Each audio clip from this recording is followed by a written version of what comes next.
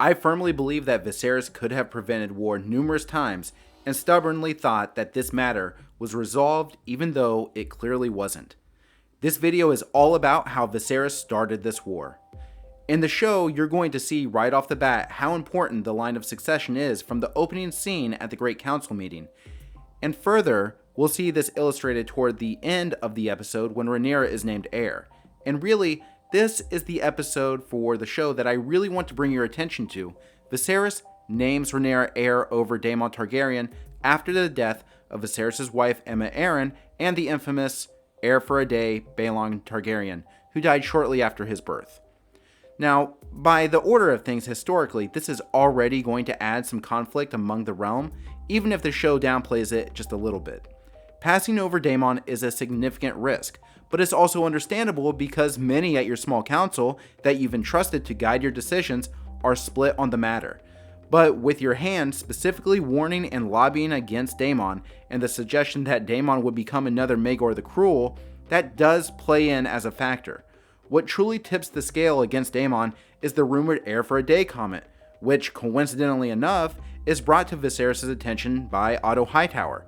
And while we're on the subject, regardless of his personal feelings towards his brother, Viserys acts almost in denial of Otto's blatant agenda. This becomes even more apparent when in episode 2, Alicent continues to establish a bond with the king at the encouragement of Otto Hightower. Now, due to his own personal desires that Viserys essentially admits to Rhaenyra in episode 3, Viserys marries Alicent. Now, here's a huge problem with this. Viserys is 100% bought into prophecy, right? This is the primary reason he named Rhaenyra heir, the need to have a Targaryen on the throne when that prophecy comes to fruition. Also, one huge issue is this one question. If you're going to name Rhaenyra heir over Daemon, and understanding the order of succession in Westeros will always favor a male as the true heir, could Viserys not make a caveat or stipulation that Rhaenyra is only heir until a son is born? It just seems sloppy on the part of Viserys. Again, this might be Viserys' emotional weakness creeping in. His decisions are easily guided due to having a soft spot for a couple characters, specifically Daemon and Rhaenyra.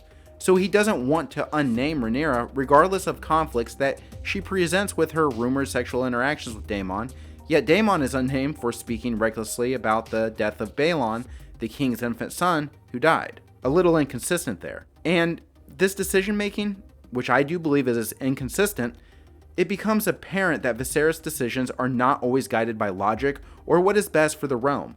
Viserys is king, which as many kings, they serve their duty with marriage alliances, but if they desire another woman, it's been well established that kings are free to pursue those desires, as we learned specifically from Robert Baratheon in A Song of Ice and Fire / Game of Thrones.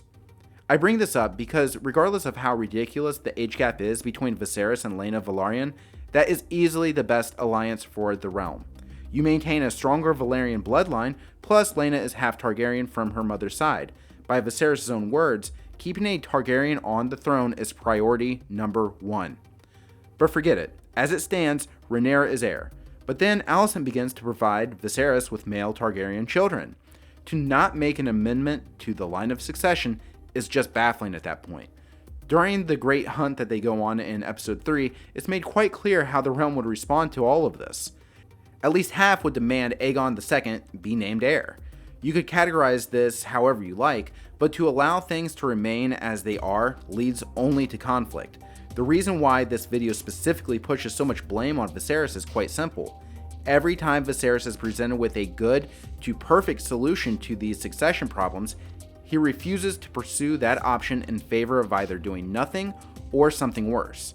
Lionel Strong is 100% correct in episode 2 when he labels Corlys Velaryon better to be an ally than an enemy.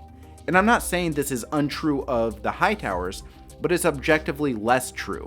Not only are the Velaryons the most powerful house outside of the Targaryens for numerous reasons, but not to exclude that they also control the water, but again, Viserys made a point of bringing up prophecy and the importance of Targaryens being on the throne. Valyrian blood on the throne. Do the Hightowers give you that more or less than the Velaryons?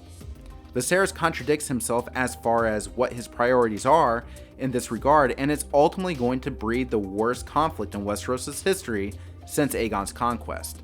Even Otto Hightower presents a fantastic solution to this problem in episode 3, marry Rhaenyra to Aegon II. Show's over and the succession is now definitive. The age difference in this world where siblings and incest is normalized, I find it unreasonable for Viserys to suggest that the age difference is the problem. You know, considering he just married a teenager, it just seems a bit inconsistent. Instead, Viserys gives Rhaenyra some agency to determine her own suitor, her own marriage alliance. I'm sorry, I don't hardly ever use profane language on this channel, but this is fucking dumb. And if Viserys doesn't know this yet, Rhaenyra makes it abundantly clear as she takes the opportunity in episode 4 to essentially insult many of the great houses in Westeros during her time in Storm's End, then follows that up by going out on the town with Daemon later in the episode and ending it by seducing Criston Cole. Now finally, in episode 5, Viserys makes the offer of Rhaenyra to marry Laenor Velaryon, a character most in the realm know is not interested in the company of women, and that's fine and reasonable for alliance purposes, regardless of Laenor's sexual preference. But it's kind of too little too late. Looking back, we see at the end of episode 4 Viserys dismiss Otto Hightower from the position as Hand of King. Does Viserys not recognize that just maybe Otto Hightower carries some form of influence over his daughter Alicent Hightower? I get that Alicent kind of sides with Rhaenyra when the rumors about her and Daemon are made, but you can't be king and also this oblivious to a brewing conflict, or at least the potential of one.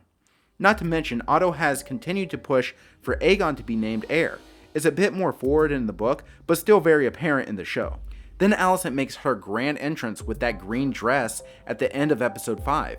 I suppose Viserys ignores this symbolism as well. Then we have a huge time jump in the show, but now we see all of Viserys and Alicent's children, they wear colors for House Hightower, and I guess Viserys misses this as well. To his credit, there's obviously some deterioration of his cognitive abilities, but it's been 10 years. Surely at the end of episode 5, Viserys wasn't this far gone. So for 10 years, Alicent has been undermining the king, calling into question the legitimacy of Rhaenyra's children, and Viserys still does nothing. If Alicent has these problems, it's only a matter of time before the rest of the realm begins to push back on this idea of Rhaenyra as heir as well. At this point, forget what your personal emotions are about the traditional patriarchy in our modern times in real life. That's not the social climate our characters are operating within in House of the Dragon. It's really simple when you boil it all down. Daemon should have been clearly established as heir, but if Viserys didn't trust that direction, Rhaenyra should have only been made heir until Viserys had a true-born son. The moment Aegon II was born, succession concerns should have been immediately put to rest, and Aegon II should have been named heir. Or at the very least, Rhaenyra and Aegon should have been betrothed upon Aegon coming of age. I know it's somewhat common to blame Viserys and just say he should have established the succession long ago in the story. Well, the biggest problem with that is he foolishly believed that he did, and ignoring that fact has half the realm, including his wife and her family. Not accepting this is an unacceptable scenario for Viserys to allow to go unchanged. Now, for book fans, I'm sure many of you have your top 5 lists for worst kings, and until House of the Dragon, not many included Viserys in your list. What baffles me is how many of these lists have Joffrey Baratheon and then, his supposed father, Robert Baratheon, but not Viserys Targaryen. But the consequences for decisions, whether they're immediate or pushed down the road, have got to be a reflection of any king's reign. The killing of Ned Stark absolutely started a war. Draining the crown's bankroll for tournaments and feasts obviously is responsible. But Joffrey was also dealing with conflicts that began with his bloodline, of which he had no part in. Robert bankrupted the crown, but also won a war against the Mad King. My point is, Viserys' neglect to such a pressing matter is kind of his legacy, which by both sides having dragons raises the stakes much higher. I think it's unforgivable and on par with some of the worst rulers in Westeros' history. Being evil and cruel obviously makes it easier to criticize a king, but allowing a conflict that turned into the Dance of the Dragons to be brushed aside from Viserys' responsibility when there were opportunities for him to prevent it, I think should rank much higher than it does for many.